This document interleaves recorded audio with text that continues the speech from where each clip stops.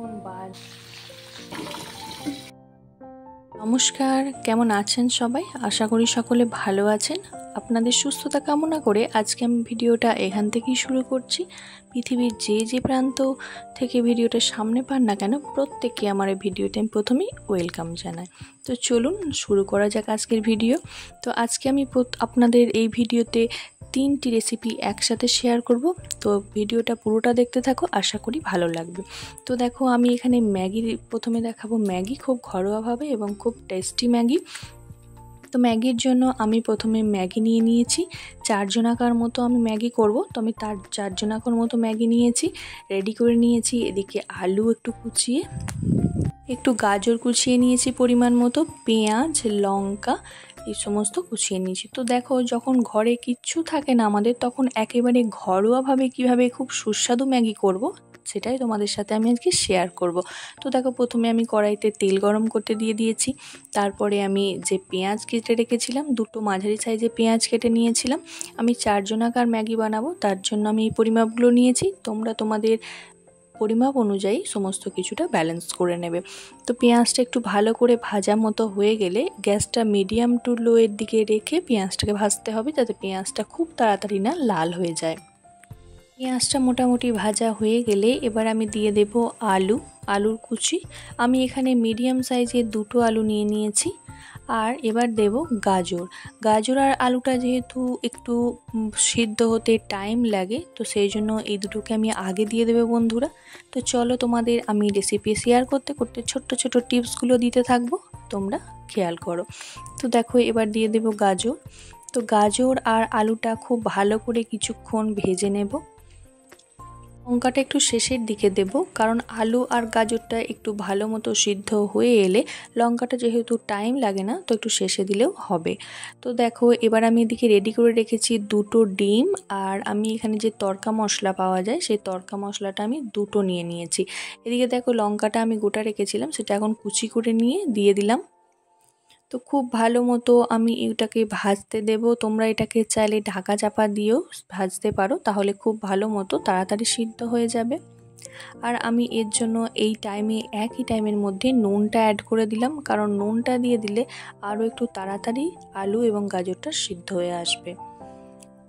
তো দেখো, আমি যেহেতু আমার বাড়ির জন্য করছি, তো আমার বাড়ির লোকজন একটু এই সবজিগুলো একটু ভালো মতো ভাজা না হলে খেতে পছন্দ করে না।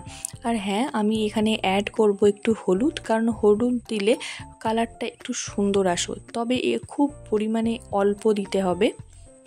তবে তোমরা তোমার বাড়িতে যে পরিমাণে সবজিগুলো সিদ্ধ করা পছন্দ করো, সেই অনুযায়ী তোমরা সিদ্ধ করবে। অন্যদিকে দেখো, আমি এখানে কড়াইতে এটা হতে হতে অন্যদিকে আমি দিয়ে দিলাম ম্যাগি সিদ্ধ করতে। ম্যাগি যেহেতু সিদ্ধ হতে খুব বেশি টাইম লাগে না, তো আমি এই মশলাটা করার কিছুক্ষণ পরে দিয়েছিলাম। এবার আমি এদিকে যে তড়কা মশলা পাওয়া যায় 2টো নিয়েছিলাম, তার মধ্যে থেকে একটা আমি এখানে দিয়ে দিচ্ছি। এই সবজির সাথেই আমি দিয়ে দেব। আমি এই দেখো, ম্যাগির মশলাটা খুব একটা পার্সোনালি পছন্দ করি না, তবে আমার বাড়ির লোকের কারণে আমি দিচ্ছি। আর তোমরা এটা তোমাদের মতো করে দেবে। তবে আমি এই কারণেই দিলাম এটা মশলার সাথে, যাতে এটা আরও কিছুক্ষণ রান্না হয়ে যায়। তো তার জন্য আর একটা রেখে দিয়েছি, যাতে ওটা শেষে দেব, অল্প পরিমাণে মেশাবো, সবটা আমি দেব না। আর এদিকে দেখো, আমি সবজিগুলো পাশে সরিয়ে রেখেছি। আর একই কড়াইয়ে আমি ডিমটাকে একটু ভুজি বানিয়ে নেব। আমি এখানে 2টো ডিম নিয়েছি 4 জনের জন্য। তোমরা যে পরিমাণে ম্যাগি করবে সেই অনুযায়ী তোমরা কিন্তু ডিমের পরিমাপটা কমানো বা বাড়ানো করে নিতে পারো। তো চলো, খুব ভালো করে আমি আগে ভুজিটা বানিয়ে নেব। ভুজিটা যখন একটু ভাজা ভাজা বা সাদা সাদা হয়ে আসবে, ঠিক সেই সময় ম্যাগিটা অ্যাড করব। তো দেখো, আমি ওদিকে ম্যাগিটা এখন ভুজিটা হতে হতে ম্যাগিটা আমি জল ঝরিয়ে নেব। তো খুব ভালো মতো করে আমি ম্যাগিটাকে ভেজে নিচ্ছি। এবার আমি যে ওই মশলাটা দিয়ে রেখেছিলাম না, সেই মশলাটা আমি আরও কিছুটা অ্যাড করলাম, কারণ আমি এটা ওপরে ছড়িয়ে খাওয়াটা পছন্দ করি না। তো দেখো, আমি ওদিকে ম্যাগিটা জল ঝরিয়ে নিয়েছিলাম, তো সেই জল ঝরিয়ে রাখা ম্যাগিটা আমি এখন দিয়ে দিলাম। তোমরা বন্ধুরা ম্যাগিতে অনেক কিছু অ্যাড করতে পারো, আরও সুন্দর বানানোর জন্য বাদাম অ্যাড করতে পারো। তো আমার ঘরে যেহেতু বাদামটা সেই মুহূর্তে ছিল না, মানে ফুরিয়ে গেছিলো, তো আমি দিতে পারলাম না। তোমরা শেষকালে শশা কুচি দিতে পারো, অনেক কিছু দিতে পারো, তাতে আরও ভালো এবং আরও সুস্বাদু হয়। এবার একেবারে গ্যাস কমিয়ে দিয়ে খুব ভালো করে মিশিয়ে নিলে রেডি হয়ে গেছে ম্যাগি। তো সুস্বাদু ম্যাগি। তো দেখো আমি এখন আমার শাশুড়ি মাকে বললাম যে এই ম্যাগিগুলো আমি রেডি করে দিয়েছি, তুমি একটু সসটা দেখো, কারণ আমার বাড়িতে ওই যে সসটা দেখছো না, কারণ যেহেতু শেষ চলে এসেছে মাসের, আমার সমস্ত মুদিখানায় কিছু না কিছু শেষের মুখে। তো দেখো সসটাও প্রায় ফুরিয়ে এসেছে, তো সসটা একটু টিপে টিপে কোনো রকমের দিয়ে আমার শাশুড়ি মাকে বললাম বার করতে, তো দিল বার করে। দেখো আজকে এই ম্যাগিটা আমি বানিয়েছিলাম আমার হাজব্যান্ডের, আমার ছেলের এবং আমার শাশুড়ি মায়ের জন্য। শ্বশুর মশাইয়ের শরীরটা একটু খারাপ ছিল, তো সেই জন্য খাবে না বলেছিল। তো দেখো রেডি হয়ে গেছে আমার সুস্বাদু ম্যাগি, আমি এখন সার্ভ করে দিয়েছি ম্যাগি। দেখো বাইরে সবসময় ম্যাগি না খেয়ে তোমরা এইভাবে ঘরে ট্রাই করো, আশা করি খুবই ভালো লাগবে এবং খুব সুস্বাদু হবে। তো চলো আমি এখন ঘরের কাজকর্ম সেরে নিয়ে আমি মুছে নিলাম খেয়ে দিয়ে উঠে টেবিলটা ম্যাগি খেয়ে। তো তারপরে এই যে দেখো বাসন যে ম্যাগিগুলো খেয়েছিলাম সেই বাসন হয়েছিল অনেকগুলো, মানে থালাবাটিগুলো টুকিটাকি যেগুলো হয়েছে সেগুলো বেশি নিয়ে মেজে নিলাম। তো আমাদের যে হেল্পিং হ্যান্ড বৌদি প্রত্যেক দিন কাজ করে দেয়, সে এখন আসবে ধরো সেই দুপুরের পরে বিকেলের দিকে, তো তখন আরও অনেক বাসন জমে যাবে, দুপুরের খাওয়ার দাওয়ার লাঞ্চের সমস্ত বাসন কড়াই অনেক কিছু জমে যাবে। তো আমরা এই জন্য কী করি বলো তো, টুকিটাকি যে সমস্ত বাসনগুলো হয় মানে সকালের দিকে বা টুকিটাকি যেগুলো ছোটোখাটো জিনিস সেগুলো একটু মেজে নেওয়ার চেষ্টা করি। তো আমি এখন সেগুলোই করছিলাম, বাসনপত্রগুলো একটু মেজে। এই যে দেখছো আমি কাপড়টার ওপরই দিয়ে রাখছিলাম, কারণ এখানে দিলে কি বলো তো একটু জল ছিটকায়, তো জলটা গড়িয়ে গড়িয়ে নিচে পড়ার চান্স থাকে না, তো এই কাপড়টাতে শুষে নেয়। তারপরে কি বলো তো, তারপরে এগুলো নিয়ে গিয়ে জলটা ঝরে গেলে আমি বাসনের র্যাকের মধ্যে দিয়ে দেব, কারণ বাসনের র্যাকটা কি বাইরে থাকে, আর বৌদি যেহেতু কাজ করতে আসে তো বাসনের র্যাকটা বাইরেই আমরা দুয়ারের সাইডে রাখি এক সাইডে। তো এবার তোমাদের সাথে শেয়ার করি হচ্ছে সর্ষে ইলিশ রেসিপি। বর্ষাকালে সর্ষে ইলিশ ছাড়া তো ভাবাই যায় না।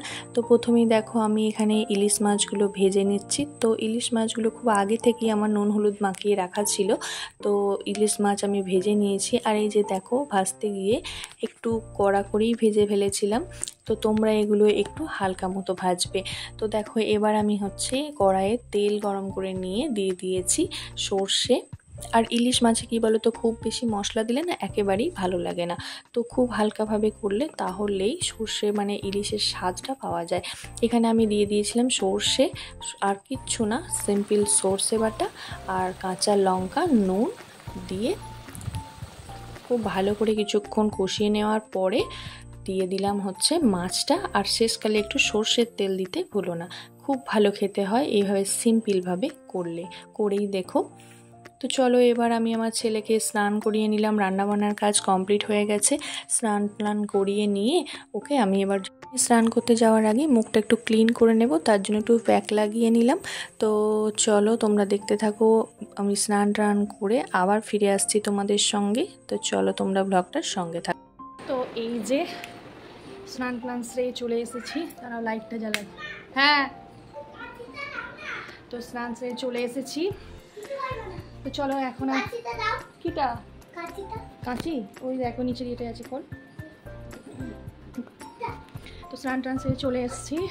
তো চলো এখন আর টাইম নেই, এখন ছেলেকে খাওয়াবো, লাঞ্চের টাইম হয়ে গেছে। তো চলো তোমাদের সাথে আবার সেই বিকালের টাইমে দেখা হবে। বাবা রে, তো একটু এসো আমার কাছে, এসো শোনা। ওই তো ওইরকম করে কেউ শোয় আমার কাছে। মানে ডাকিনি, বাবাকে ডাকছে বাবা মানে ঘুম থেকে উঠে তোর মাথা কাট করছে না, বাবা মানে কি দাদু না, বাবাকে ডাকছে, বাবাকে এসো ওঠ, বাবাকে কে ডাকছে। চলো তোমাদের সাথে শেয়ার করি হচ্ছে ছোলার ডাল রেসিপি খুব ইজিভাবে। তো এখন আমরা দেখো ছোলার ডালটা ভিজিয়ে রেখে দিয়েছিলাম আমি প্রায় সেই দুপুর থেকে ভিজিয়ে রেখে, এটা আমি বানাচ্ছি হচ্ছে সন্ধ্যে 6টা বা এরকম টাইমে। তো দেখো তোমরা কি বলবো বৃহস্পতিবারের ব্লগটা আমি করেছি, তার সঙ্গে অ্যাড করেছি শুক্রবারের ব্লগ, কারণ শুক্রবার আমি দিতে পারিনি, শুক্রবার সারাদিন আমি দিতে পারিনি আমার নেটওয়ার্কের প্রবলেমের কারণে। তো যাই হোক, তোমাদের সঙ্গে একটু শেয়ার করে নিলাম। তো আমি এখন প্রেশার কুকারে ডালটা সিটি দিতে দেব। খুব অল্প পরিমাণে জল দিয়ে দেব, যে বাটির মাপে আমি ডাল দিয়েছি সেই বাটির মাপে আমি 1 বাটি প্রায় জল দিয়ে দেব। ডালটা দিয়ে আমি 2টো সিটি দিয়ে নেব।